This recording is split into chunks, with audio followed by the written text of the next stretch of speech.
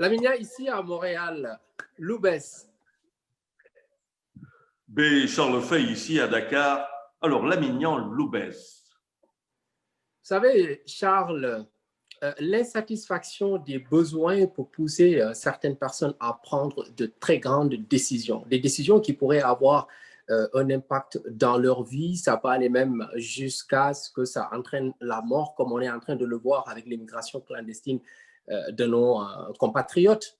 Et Abraham Maslow, en 1940, un grand psychologue, avait établi une pyramide pour montrer un peu la hiérarchisation des besoins d'un individu. À la base de la pyramide, on retrouvait les besoins physiologiques, c'est-à-dire le fait de manger, de pouvoir boire, le fait de pouvoir aussi avoir un toit, tout ce qui est naturellement un besoin pour un être humain, un besoin physique.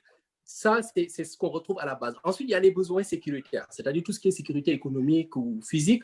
Et ensuite, au troisième niveau, on retrouve les besoins d'appartenance. Ensuite viennent les besoins de reconnaissance et d'estime de soi. Et au sommet de la pyramide, on retrouvait le besoin d'accomplissement personnel. Ce qu'on retrouve dans la situation actuelle et à la lumière des discours qu'on a entendus récemment, c'est qu'on a ceux qui sont au sommet de la pyramide, qui se sont complètement accomplis, que ce soit des autorités religieuses ou politiques, qui tiennent un discours culpabilisant envers cette jeunesse-là. Et c'est tellement dommage parce que justement, cela ne va pas freiner cette immigration clandestine, bien au contraire, parce qu'il n'y a pas de... Ils ne les entendent pas. Parce que ceux qui sont au sommet, à partir, eux, de ce qu'ils vivent, qui ne correspond pas réellement, parce que c'est une minorité, à ce que la grande majorité vit en termes de pauvreté, et que quand ils leur parlent, ce discours, il ne passe pas. L'autre chose également, c'est que au troisième niveau, comme je le disais tout à l'heure, de cette pyramide-là, où on retrouve les besoins, les besoins d'appartenance, ce qu'on ressent, c'est que ce n'est pas nécessairement parce qu'une personne gagne un petit salaire qu'il veut rester au pays. C'est qu'au-delà du fait qu'on a peut-être quelque chose qui nous permet d'avoir un toit, c'est tout ce qui est en bas de ce troisième palier, c'est-à-dire les besoins physiologiques et sécuritaires, même si on arrivait à les régler, c'est qu'on vit dans une société, on peut le dire, suffisamment artificielle, de telle sorte que la personne, quel que soit ce qu'il gagne, il n'est pas nécessairement considéré si d'autres gagnent plus que lui. C'est-à-dire que c'est votre appartenance à la société, au groupe, ne dépend pas nécessairement au fait que vous êtes un bon travailleur, vous êtes un brave homme, vous êtes quelqu'un qui s'y donne corps et âme, mais c'est par rapport votre reconnaissance va s'appuyer intégralement sur le fait que vous êtes quelqu'un qui est suffisamment riche, qui gagne super bien sa vie et qui sort du lot. Ce qui fait que justement, d'autres vont se dire, c'est une société inégalitaire, donc à quoi bon rester si je n'ai pas cette reconnaissance-là de cette société? Mais vous êtes en train de poser là un sujet sociologique assez pointu. Est-ce que ce serait dire que d'abord, il y aurait un très grand fossé entre les riches et les pauvres, et qui plus est avec un dialogue de sourds entre les deux parties? On peut le dire, Charles, parce que si d'un côté, ceux qui sont au bas de l'échelle de la pyramide, plutôt, n'entendent pas le discours qui vient d'en haut, c'est que ceux qui sont en haut également vivent dans une certaine bulle, on peut le dire comme ça. Parce que, figurez-vous, aujourd'hui, dans le projet de loi de finances 2021, l'Assemblée nationale, le HCCT et le CES que dirige aujourd'hui Idrissa Seck cumulent au total 34 milliards 639 millions. Et ce qui est extraordinaire, c'est qu'ils ont, chacune de ces institutions-là a connu une augmentation. Pour l'Assemblée nationale, il y a une augmentation, une hausse de 1 milliard 600 000. Pour ce qui est du HCCT, là, on passe de 8 milliards en 2020 à 9 milliards 614 millions plutôt en 2021, c'est-à-dire une augmentation de 1 milliard de plus. Pour finir, pour ce qui est du Conseil économique, social et environnemental que dirige Idrissa Seck, on passe de 6 milliards 603 millions à 7 milliards 584 millions, ce qui veut dire un bonus, une augmentation de 900 millions. Dans un pays où on voit ces jeunes-là embarqués dans la mer, se donner la mort littéralement, et qu'on entende que c'est des milliards encore qu'on augmente dans des institutions qui, il faut le dire, on n'arrive pas encore à voir leur réelle utilité dans la population, ça veut dire qu'il y a aussi ceux qui sont dans cette bulle-là, qui restent et qui n'entendent pas le discours qui vient d'en bas, ce qui installe malheureusement ces dialogues de sourds-là. D'un côté, une minorité extrêmement riche et de l'autre, une très grande majorité qui vit dans la grande pauvreté. Alors, Charles, en ce qui vous concerne, toujours cette semaine, on a vu cette maladie-là de la dermatose, je pense bien. Donc, il y a eu beaucoup de spéculations là-dessus. Qu'est-ce que ça nous renseigne, ou en tout cas, qu'est-ce qu'on en sait par rapport à cette maladie?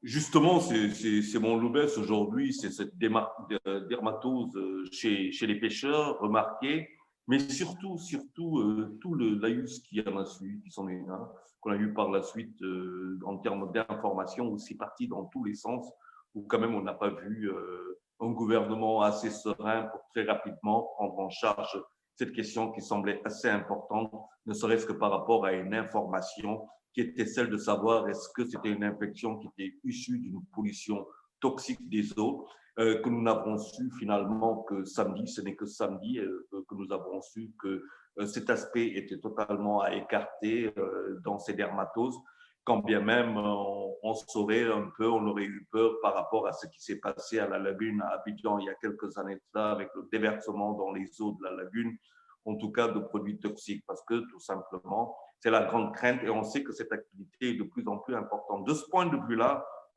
il y a eu un très grand capouillage, à mon sens, et qui a permis après aux réseaux sociaux d'aller dans tous les sens, de porter un énorme préjudice quand même au marché du poisson et donc aux pêcheurs et aux revendeurs, parce que le marché du poisson a été quelque peu perturbé et tu vois bien que le tchéboudjen n'a pas été dans toutes les assiettes, en tout cas pendant ces derniers jours. L'autre question, tu l'as abordée, c'est la question quand même assez importante de recrudescence de l'immigration clandestine avec des morts de plus en plus de morts. Et ça, c'est assez significatif et il y a de quoi s'alarmer. Il y a cette pirogue dont les moteurs ont explosé non loin de Salles aux îles du Cap-Vert avec 66 personnes qui ont été sauvées. Mais bon, il faut croire que peut-être beaucoup plus sont restées. Hambourg, on parle tout récemment, c'est ce week-end, une autre disparition, un naufrage avec plus de 100 personnes à bord de la pirogue. Ça pose un sérieux problème parce que tous ces jeunes qui sont en train de partir, au-delà de l'aspect économique sur lequel on s'est arrêté pour dire que rien n'allait pour eux, mais c'est de voir que ces jeunes n'ont plus du tout confiance et ne parlent à personne. C'est-à-dire qu'on a un sérieux problème aujourd'hui. Il n'y a personne pour leur parler, que ce soit religieux, sur le terrain religieux ou sur d'autres terrains. C'est-à-dire que ces jeunes ont tourné le dos à la société sénégalaise qu'ils estiment ne pas être là pour eux. Mais pour rester dans cette maladie-là des pêcheurs et de l'immigration clandestine, oui, vous l'avez dit, il n'y a pas, à chaque fois, on ne s'écoute pas, on ne s'entend pas, il n'y a pas de solution pour le moment, mais quand même, il faut en trouver, Charles. Qu'est-ce qu'il faut faire? Bon, alors, la première lecture que l'on peut avoir par rapport à ce qui s'est passé avec cette maladie mystérieuse, c'est le silence radio des scientifiques. Il va falloir quand même qu'on commence à investir dans la recherche et que les scientifiques qu'on en a, c'est tant et on en a, ne soient pas des scientifiques politisés ou politiques qui se mettent au service quand même du politique. Il va falloir quand même que nos scientifiques indépendants, s'ils existent, se prennent davantage en charge et que l'État, de ce point de vue, mette quand même ce qu'il faut parce qu'il n'y a aucun pays qui s'est développé sans avoir investi et de manière assez conséquente dans la recherche. Et c'est ce que nous avons vu, les limites. Il a fallu une semaine pour qu'on sache. Concernant les jeunes, ce n'est pas compliqué, je pense, de ce point de vue, quand bien même on voit que c'est très difficile, quand on a une population aussi jeune qui est en train de perdre espoir, de ce point de vue, je pense qu'il est grand temps peut-être qu'on aille vers les états généraux de la jeunesse ou alors un conseil présidentiel sur la jeunesse autour duquel ou sur lequel de cette plateforme, tout ce que l'on veut, où toutes les bonnes volontés, mais surtout les spécialistes, les criminologues, les médecins, les sociologues, les psychologues, les religieux, l'État, l'opposition, la société civile, les universitaires se mettent à réfléchir pour qu'on trouve une solution pour ces jeunes. Ça ne peut plus continuer comme ça. J'ai vu tout à l'heure, je vais te dire une image qui m'a totalement choqué, des agresseurs avec des machettes sur des scooters, dans des cars rapides. Oui, ce que je dis n'est pas surréaliste et j'ai pris peur parce que je me suis dit, si jamais il y a une détermination à vouloir mourir en mer,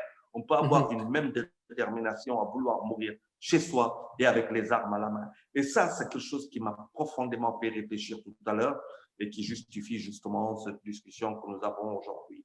Merci. Donc, à la semaine prochaine pour un autre Loubès, en espérant qu'on trouvera le monde dans un bien meilleur état. Eh bien, je le souhaite. Hein, c'est sur ces mots, donc, avec cette belle prière, qu'on va se dire au revoir et à la semaine prochaine. Et merci. Merci beaucoup.